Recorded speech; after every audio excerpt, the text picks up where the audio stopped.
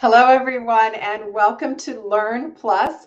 I'm Brenda Bailey Hughes, and I am delighted to be with you today. Maybe in the chat, you can tell me where you are watching and viewing today. So happy to have many of you with us. I am coming to you live from Bloomington, Indiana, which is about 4 hours south of Chicago.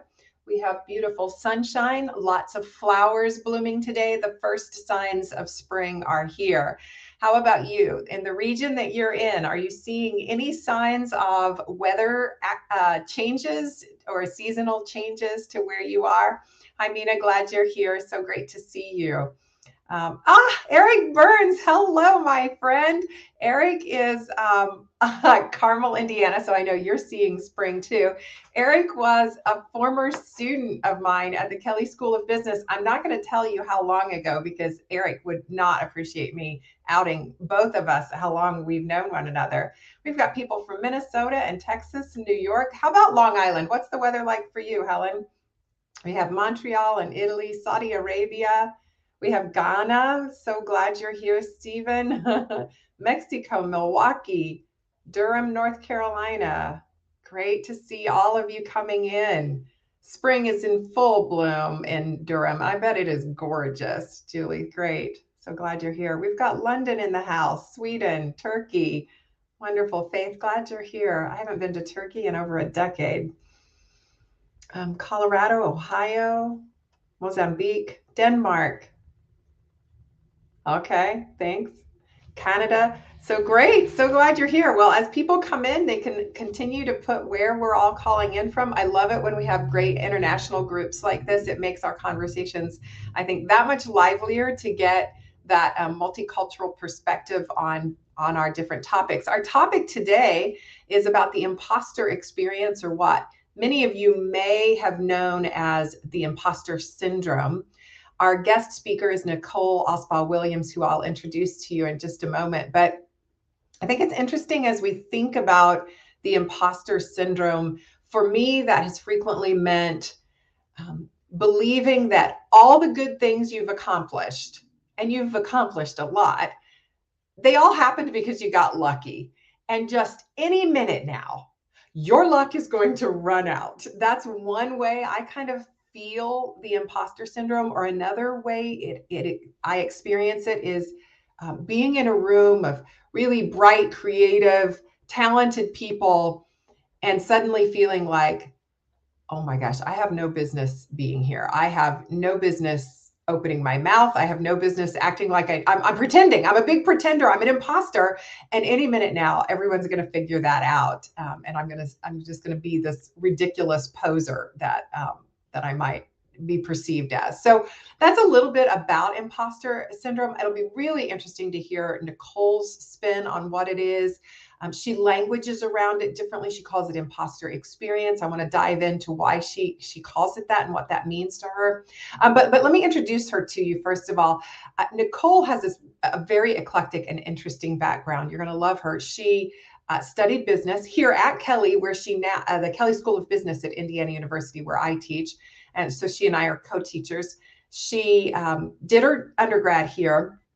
Then she went on and worked in the business world for about 9 years, then went back to do her master's in mental health counseling. She's a licensed mental health counselor, has a practice as well as teaching at the Kelley School. And she leads is the faculty advisor or the faculty lead for our Balance at Kelley, which is a student mental health organization that focuses on the mental wellness of our students and their experience. So some really great background experience from Nichole. Let's get Nichole in here so you can all meet her.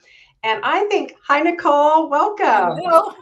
How are you? I'm great. How are you? I'm good. Thank you so much for being here.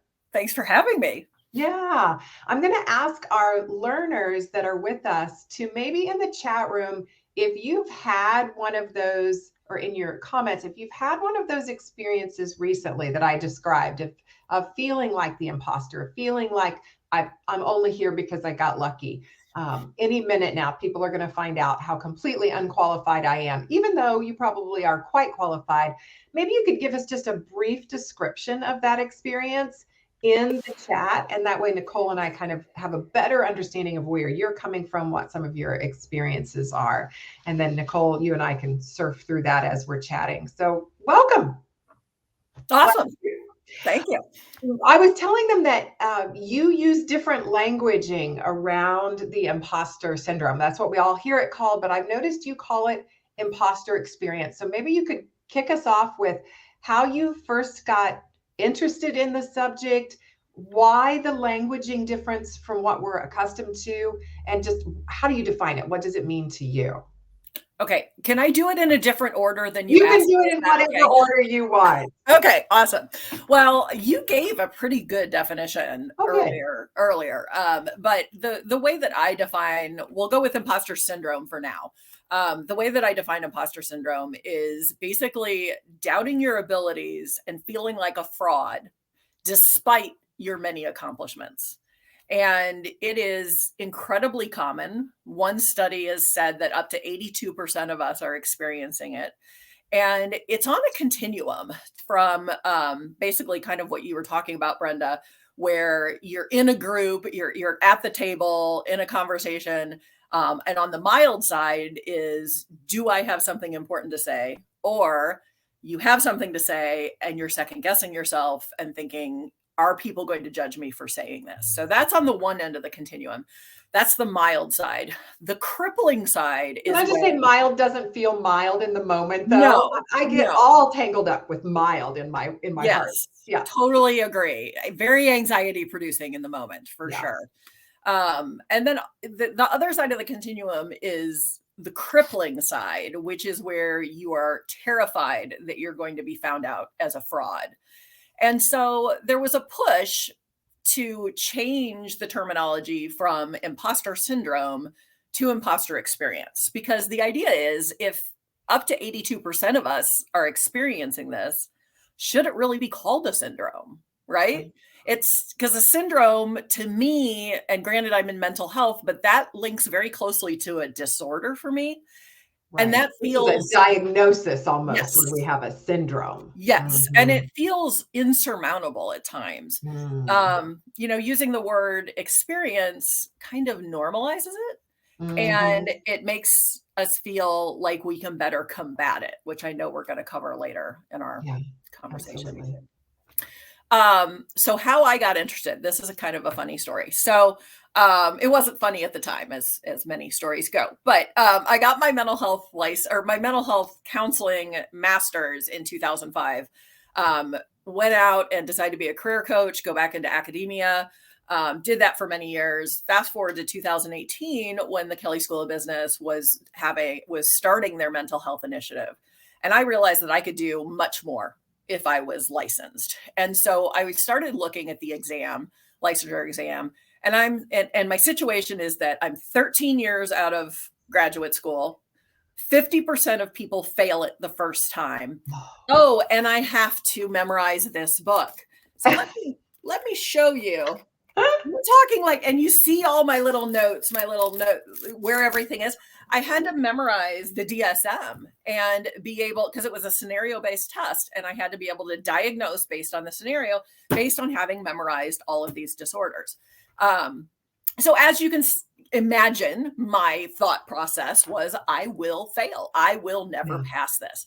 And so major lack of self-confidence there. But looking back on it, I don't think that was imposter syndrome, because that was an objective view of what was going on. I was going to fail that if I just went in that moment. Right. I did not have the skills. I did not have the knowledge at that point. So that was not imposter syndrome. That was a lack of self-confidence gained very intelligently, because if that's not the right word, but knowingly. There was more objective reality. Yeah. Like yes. if I apply for, I noticed that Brandon wrote that frequently the experience is happening during interview situations that describe yourself. If I tomorrow go to interview for a job as a neurosurgeon, I am an imposter. I am not qualified for that job. Right.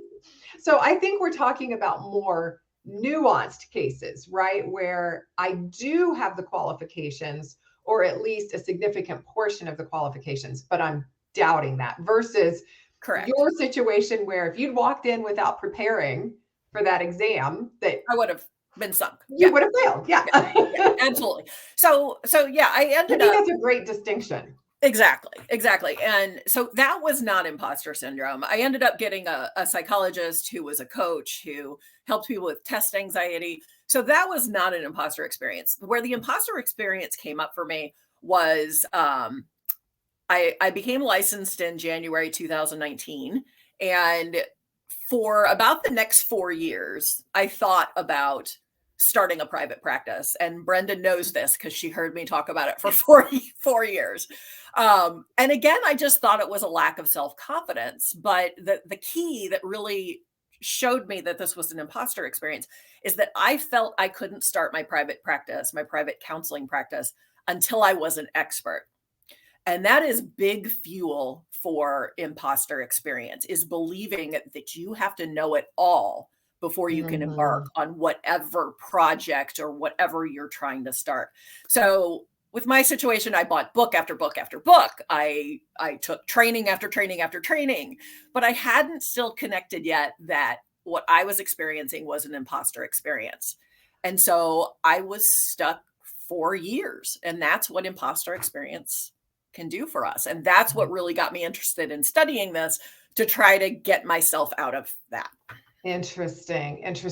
So it's, I hope Danielle was listening to that last example there, because she's talking about how she actually does have years of applicable experience, but still hesitates to make that jump to, to even put her name in the hat for those director or higher up positions.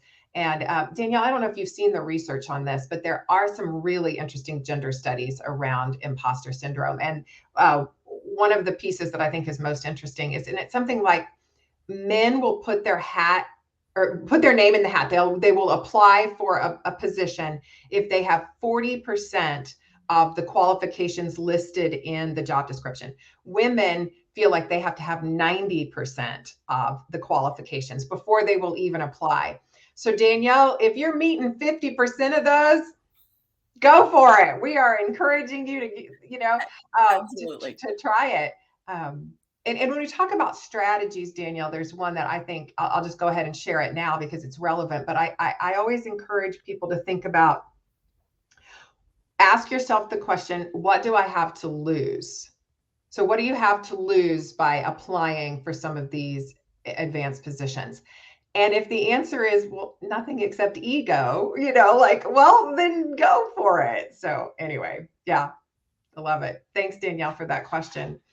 And then Marcella, the world does say you're super, you're powerful, you're great, but I feel like I'm just pretending.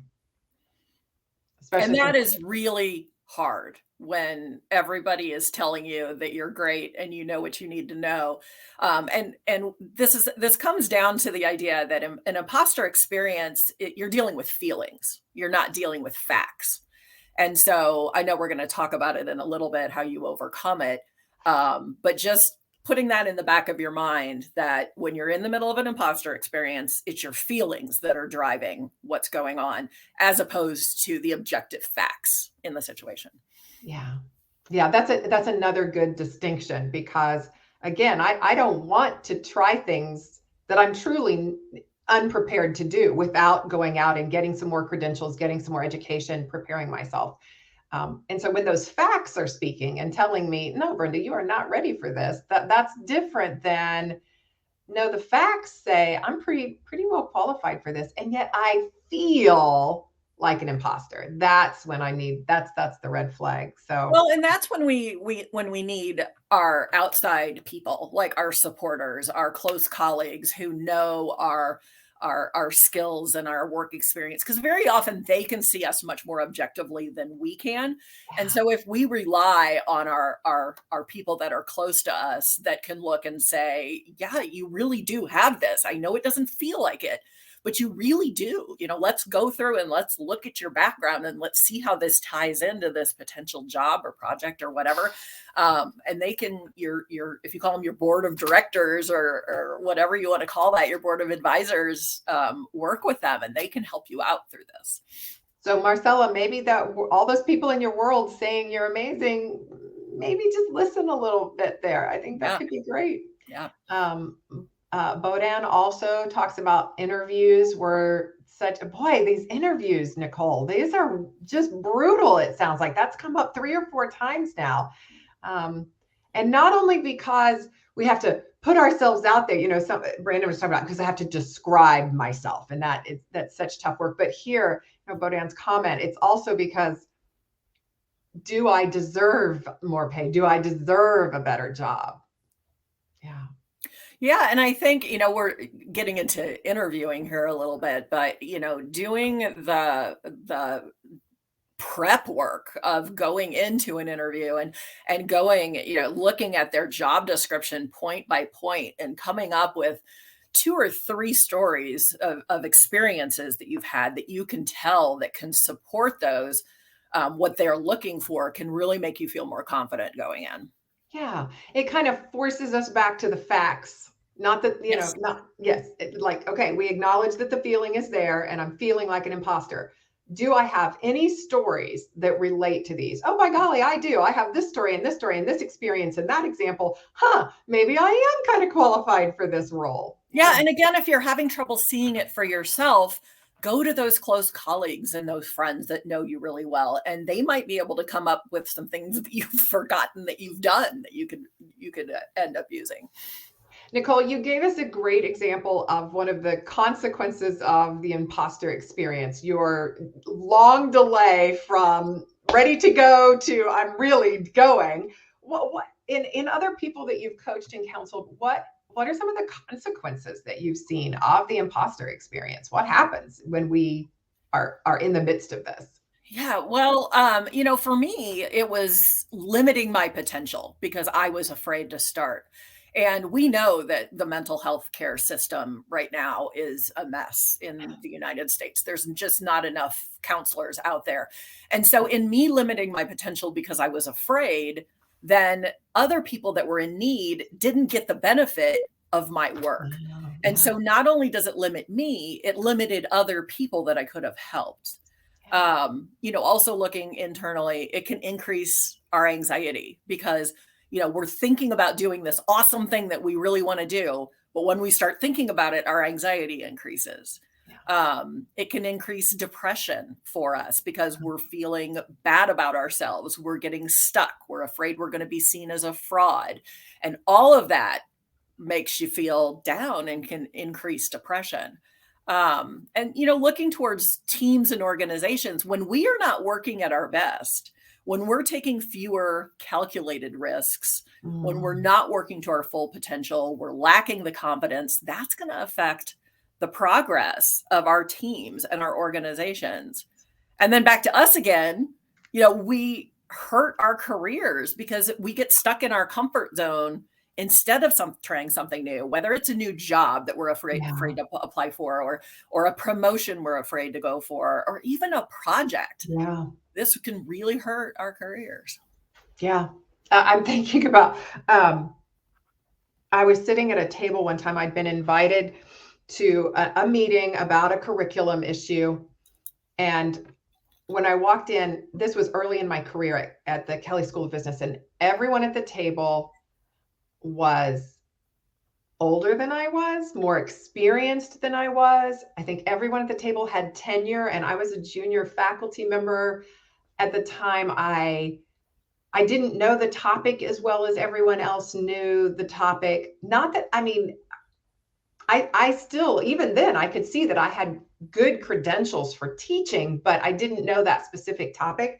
Anyway, I talked myself into not speaking, and I ended up going the entire, like, this meeting ran 60 minutes, 90 minutes, whatever. I didn't say a word. And then when we left, someone who ended up being just a fantastic mentor to me walked up and said, "Are you feeling okay?" I was like, "Yeah, why?"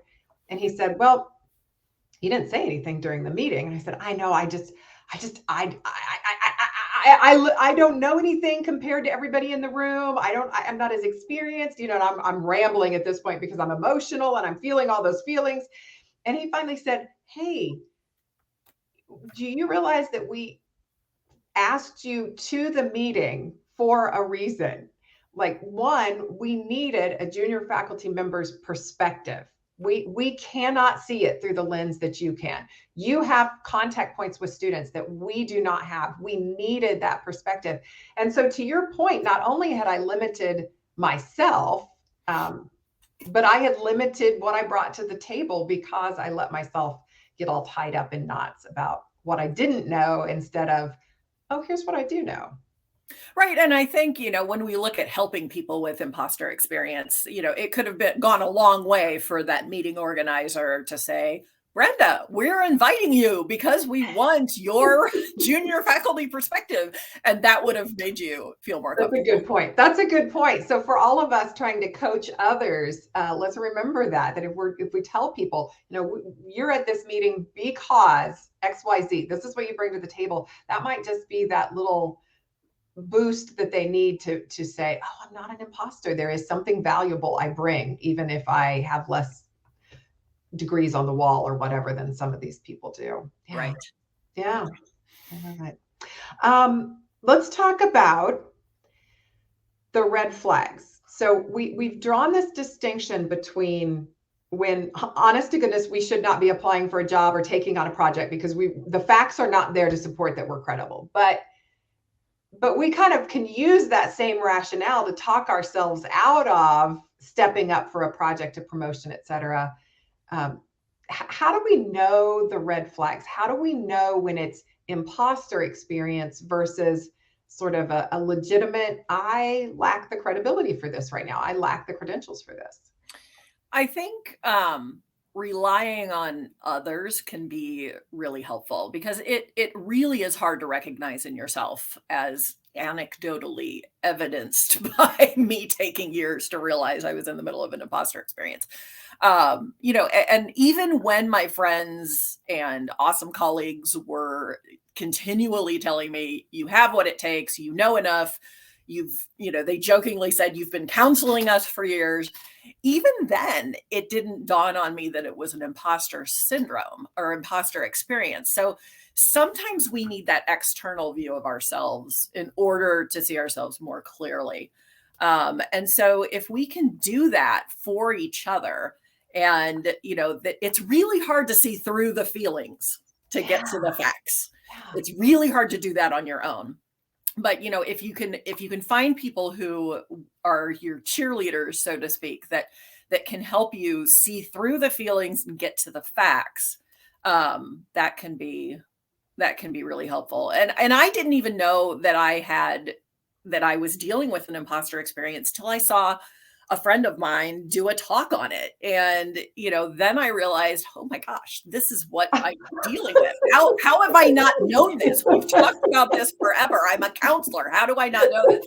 So I think it's really important that we talk about this more and do what we're doing right here because, imposter syndrome, it's a buzzword at this point. We hear imposter syndrome, imposter syndrome, imposter syndrome. We're still trying to change it to imposter experience, but we keep hearing the imposter syndrome.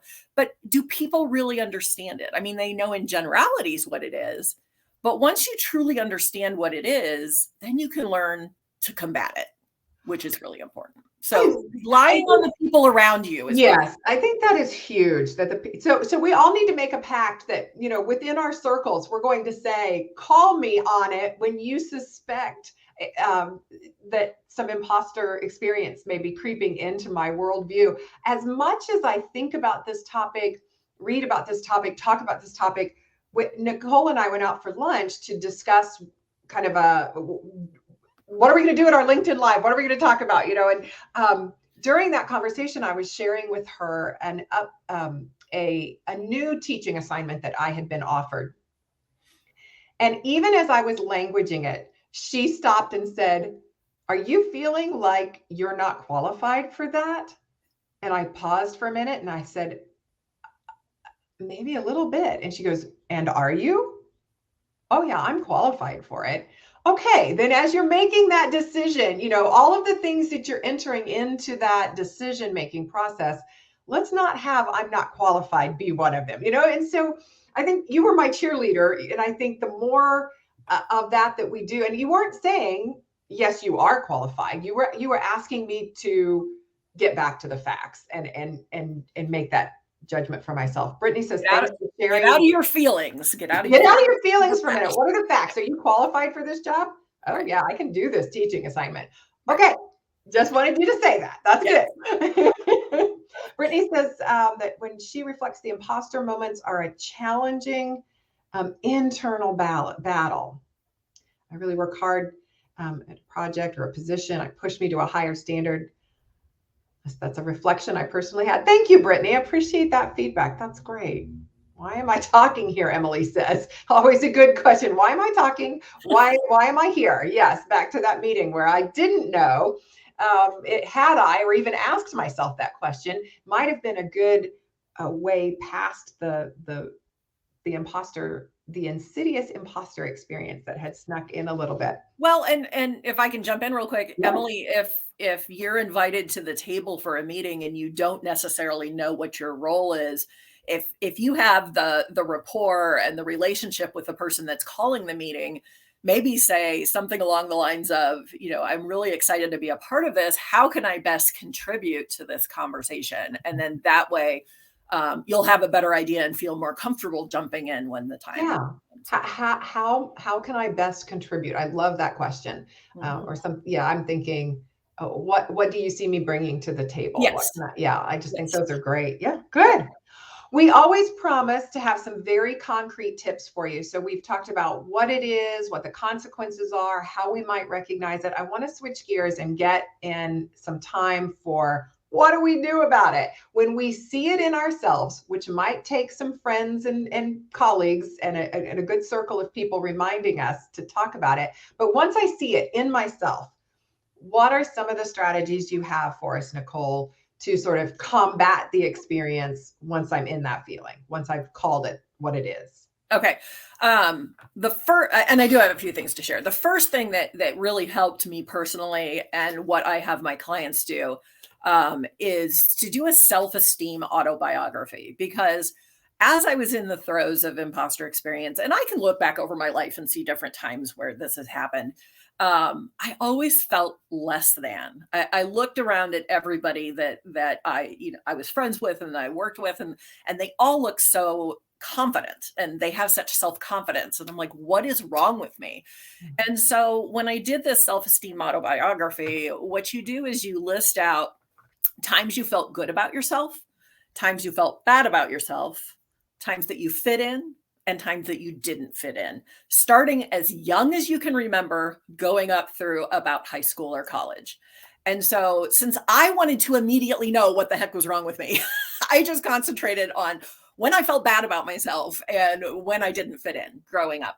And several things came to light for me that made me realize, oh my gosh, there's not anything wrong with me. It normalized it for me. There was a reason why, and there's a place that these feelings were coming from for me. So it made me realize that, like I said, nothing wrong with me.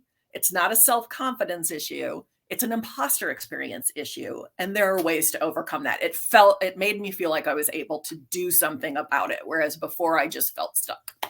Did you ever get to the positive part of the self-esteem autobiography? No. Oh my goodness. I love that because of that approach. There's a LinkedIn author. Her name's Elisa Cohen. She, let me think of the name of her class. It's a long class name, Recognizing and Seizing Opportunity at Work. But she recommends that we do a personal highlights reel. And, so like think about a TikTok video or something that goes by really fast, a quick reel of your personal highlights. And I think for me, that is helpful in those moments of imposter experience. I start to feel the womp, womp, womp. I have no reason to be here. I'm an imposter. I'm faking it. Somebody's going to find me out. I just got lucky. And then boom, stop.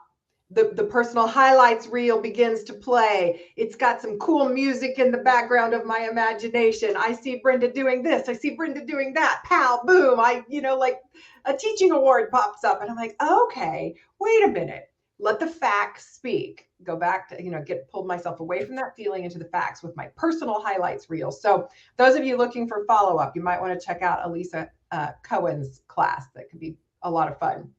And that's actually this was going to be the last idea I shared, but it fits right with what you were saying. So whatever order we want to go in. We're going to flip it around. And it's a technique where you are rewriting your personal narrative, which is exactly what Brenda was talking about. You're actually doing it on a piece of paper, on your phone, whatever works for you, where you are listing out your strengths, any special knowledge you have, achievements that you've had in your life, any awards you received, good things that other people say about you, personal traits that you like about yourself. And this is an ongoing list. You can keep adding to it. And it's just not listing it. It's actually spending time picking one of the things that you list each day and either meditating about it or journaling about it every day. So either writing about it, writing how it improved your life, how the one that you chose for that day improved the lives of others. How does it feel to have done each of those things? And either it's a journaling exercise or it's a meditation exercise. And the idea is that you're integrating these things into yourself. The idea is that imposter experience was then, this is now. And these are things you can keep adding to. When you've gotten through the list, go back to the beginning. And again, meditating and journaling on those things and what it felt like to do them, how it helped you, how it helped others can be a really great way to combat imposter experience. Love it. Love it. One of the things I've caught myself doing that's been helpful for me, and I'll from a mental health counseling perspective, you may be like, no, don't. Listeners, don't listen to Brenda. This works for her and her alone. But when I catch that voice, because it has a very distinct voice, that you're faking it, you don't deserve to be here voice. I named the voice. I call it Miss Doubtfire, which was like, I don't know, a 1980s movie, but the word Doubtfire to me, like it's about doubts, but it catches me on fire, Doubtfire. And so I'll just say, oh, there you are, Mrs. Doubtfire. Nice to see you today. Thank you for your warning. You can sit down and be quiet. And I just kind of like mentally have this conversation with Mrs. Doubtfire. Maybe I'm sharing a little too much about what happens in my head. I don't know, but naming it something more friendly than imposter experience, naming it what she sounds like to me has been a useful call out when that starts to sneak in. And it keeps me, it keeps it funny. It keeps it light. It keeps it humorous for me to go, aha, there you are. I see you. I see what you're trying to do. Now, shh, sit down. Yeah, that is actually I don't know if you knew this, but it's an intervention from ACT, which is acceptance and commitment therapy, where you look at the stories that you're telling them yourself and you name them. And so, if you're thinking, if something that keeps popping in your mind is I'm not good enough, you name that, whatever you want to. You did Mrs. Doubtfire. You could just say, that's my not good enough story. And then you get sarcastic with your mind.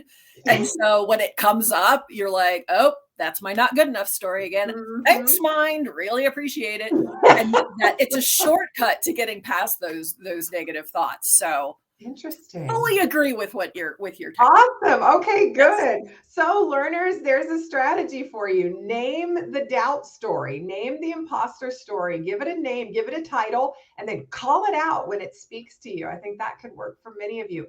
Meditate or journal on some of the things that show up in your personal highlights reel or your self-esteem autobiography. Look for where the sources are coming from. I think those are awesome. Other strategies that you wanted to share, Nichole? Yeah, I've got two more that I wanted to share. And the first one is the idea of distancing yourself from these negative thoughts. So if you look at the number of thoughts we have in a given day, we're thinking constantly. Yeah. And a lot of the thoughts that we have don't have a lot of meaning. Like, here's my tea. They don't have a lot of meaning. And so realizing that, instead of when you have a negative thought come up, instead of fighting it, which is kind of a CBT, cognitive behavioral therapy thing, where you test the thought and is it true? Is it not true? Replace it with something good. Instead of doing that, you're just not giving your negative thoughts the time of day. So instead of fighting them, you're disengaging with them and you're giving them less power. And so instead of asking, is this thought true? You ask, is this thought helpful? And if it is, you pay attention to it. So let's say that you're looking at a job description and one of the skills that they're looking for, you just don't simply have. So you have this thought, I don't have this skill, so perhaps I need to go to a LinkedIn learning class or Coursera or something to learn more. That thought can increase your anxiety because you're realizing, no, I don't have that skill, but that's a helpful thought, right? Because that's going to move you forward to do something, to gain a skill, to better prepare yourself. So if your thought is not helpful, which is what very often happens in an imposter experience, you do something called diffusion, which also comes from ACT, where, if your thought is, I could never do this job, I can never do this job, that's going to start a spiral of thinking negative thoughts about yourself. You stop yourself and say, you put these words in front of it. I'm having the thought that I could never do this job. I'm having the thought that I could never do this job. And you say that to yourself a few times and you're realizing that it's just a thought. It's not helpful. It's probably not truthful. And so working on disengaging yourself from those thoughts, let it, if the thought comes into your mind, just let it kind of pass by. This is going to get a little woo-woo, but imagine sitting in a stream, that would be bad, sitting beside a stream and the leaves are floating by. Picture this negative thought on one of those leaves and just let it go. And so that disengagement from those negative thoughts can really help with these, the feelings that are causing imposter syndrome. Right. We led by talking about how important external voices are. We don't always have access to external voices, but I have found an exercise that I use. So many people were talking about interviews and how interviews really bring out the imposter experience in us. I frequently ask people to look at their resume and then imagine that this is a friend's resume. This is not yours. This is a friend's resume. How would you introduce this person?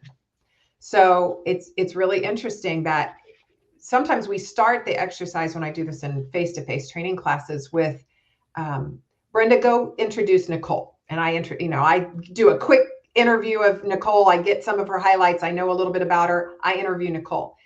And then someone would say, okay, now introduce yourself.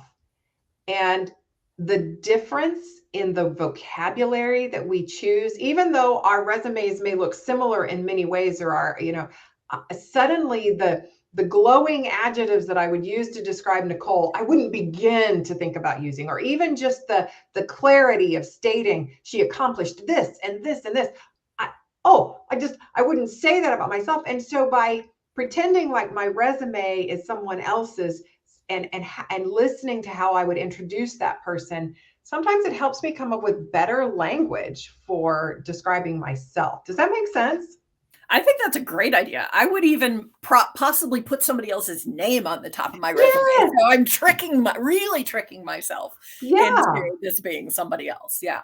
And then see what stories come out of that and how you've got the stories because they're yours since it really is your resume, but how would you tell the stories if they were someone else's story? And then as you're telling them, listen to some of that language and then take it to the interview room with you, perhaps. Ravish asked a question about, are introverts more prone to imposter experience or syndrome? As far as I know, there hasn't been any research linking imposter syndrome more to introverts than extroverts. Nichole, are you aware of any? I am not. My guess would be that, I'm thinking here, since it's such an internal thing that even though extroverts are extra, they're out there, living in their outside world, they do have an inner world too. Right. And so I feel like, I don't know of any studies, but I feel like it probably affects both introverts and extroverts. Yeah, I'm sure it does. It may manifest a little bit differently, whereas extroverts process out loud. So maybe some of that, oh my gosh, should I even be here? I don't know. Why do you guys want me here? Should I talk? An extrovert might just say that out loud because they're more prone to process out loud, whereas an introvert might hold all that in. And so those in our circles may never even get to know that we're processing around being an imposter or feeling some of those ideas. Yeah. Well, an imposter and introverts as well, they tend to have their tight-knit group of people that they can be very extroverted with, that they're comfortable with. Yeah. So it might be something where the introvert is only going to talk with a few small people, a few people about it, as opposed to an extrovert announcing to the entire room that they're having an imposter experience. That's true. But even we introverts have those small circles and need to lean into them to help them see extrovert and to see imposter experience when it happens, to help ourselves, to coach to others by pointing it out when we see it in them, by naming it, by talking about it. I think these are great tips. And I'm so grateful to you, Nichole, for sharing them with our group today. Group, thank you for your questions and your comments. Very inspiring thoughts here to think about. We hope that you got a couple of tips that you can use. More follow-up. I mentioned Alyssa's course, but Nichole and I have a dear colleague here at the Kelley School. Her name's Carolyn Goner, and she has an entire class in the LinkedIn Learning Library on overcoming the imposter syndrome. So that would be a great follow-up piece. And then Tatiana Kolavu, my co-author for many of my LinkedIn courses, she and I have a communication tips course and 2 videos in that specifically. It's a long course. It was originally developed as a tip a week. So it's got 52, how many weeks are in a year? 52 tips. But the 2 that I think might be specifically helpful for this conversation, now that I've heard some of your comments, would be tactfully bragging. So how do I pat myself on the back? How do I brag or tell my story in a confident and tactful way? And then there's another one in there called communicating with confidence. So both of those might give you some tips on how to present through the imposter experience as you're working through that. So I would share all of those as follow-ups. In fact, we'll put links to those in the feed in the comment section below the feed that this is in. Nichole, any closing comments or suggestions or recommendations for us? I had one last technique, if I could. Yes. Oh, I'm sorry. Thank you. Yes. Don't cut off. We're all about those. Yeah, no, it concerns the idea that you have to be an expert in something before you can get started in it. And I'm old enough, as is Brenda, that we probably didn't have the idea of growth mindset when we were growing up. And so, that's the big thing that really got me past it, is adopting a growth mindset and realizing that I could start this private practice and learn what I didn't know as I was doing it. Right. And learn while I was doing it. And of course, with supervision and consultation and people helping me along the way and doing the right type of person that I could help, all of that ended up working out. So using a growth mindset when you feel like you need to be an expert can really help. Anytime I am debating taking on a new project or have just stepped into a new project or a new role, I get out this Post-it note that is old and ratty now around the edges because I've posted it in so many places, so many different times in my life. And it says progress over perfection. So just that constant reminder that, yes, I'm not perfect, never will be, but I'm progressing. And that's what matters. So for sure. Absolutely. Nichole, thank you so much. Learners, thank you so much for being here. Next month, May 30th, early. I think I'm on at a little earlier than normal, 10 a.m. Eastern time. I'm going to have LinkedIn superstar Todd DeWitt online. He's recently just hot off the presses, released his book, Dancing with Monsters, which is about a tale about leadership, success, and overcoming our fears. And to the extent that one of our fears is, I'm an imposter, this might be a great read for a lot of us. And Todd will be here next month on the 30th to talk about it. I look forward to seeing all of you there. Nichole, thank you once again for coming. Thank you, learners, for being here. Take care, everybody. Bye.